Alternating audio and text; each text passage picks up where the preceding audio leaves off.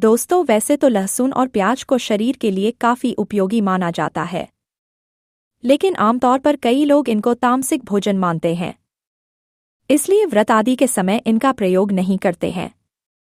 और कई लोग तो कभी भी लहसुन और प्याज का प्रयोग नहीं करते हैं। हालांकि ऐसा नहीं है कि यह तामसिक ही हैं, मगर दुनिया भर के अंदर इनसे जुड़ी जो कथाएं हैं वे यह कहती हैं कि इनकी उत्पत्ति तामसिक चीजों से हुई है, इसलिए इनका प्रयोग व्रत आदि में नहीं किया जाना चाहिए। एक हिंदू पौराणिक कथा समुद्र मंथन से। समुद्र मंथन, देवताओं और असुरों ने मिलकर अमृत प्राप्त करने के लिए समुद्र मंथन किया। मंथन के दौरान समुद्र से अनेक रत्न और चमत्कारी पदार्थ निकले। जब अमृत कलश निकला तो देवताओं और असुरों के बीच उसे पीने को लेकर झगड़ा हो गया। भगवान विष्णु ने मोहिनी अवतार लेकर अमृत का वितरण किया। मान्यता है कि इस कोहराम के दौरान अमृत की कुछ बूंदें धरती पर गिरीं।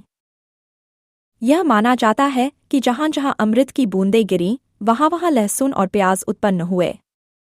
चूंकि अमृत अमरत्व का प्रतीक है, इसलिए लहसुन और प्याज को सेहत के लिए बहुत फायदेमंद माना जाता है।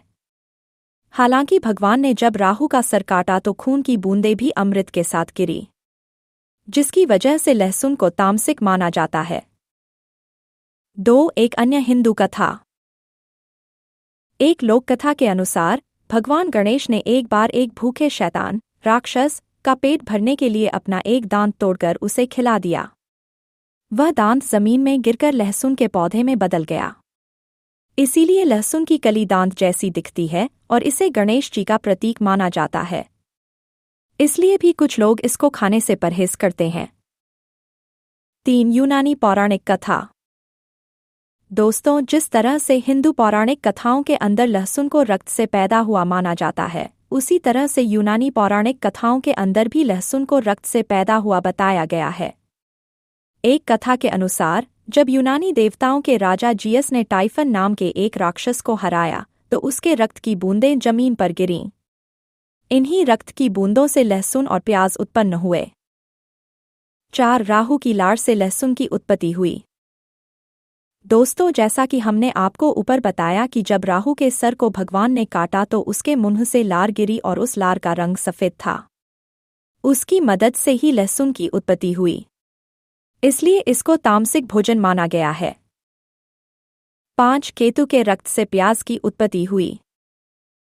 दोस्तों, कहा जाता है कि केतु के रक्त से प्याज की उत्पत्ति हुई थी, इसलिए प्याज का रंग लाल जैसा होता है और इसके अंदर से अजीब तरह की गंध आती है। इसलिए प्याज को भी तामसिक भोजन माना जाता है और इसका सेवन नहीं किया जाता है।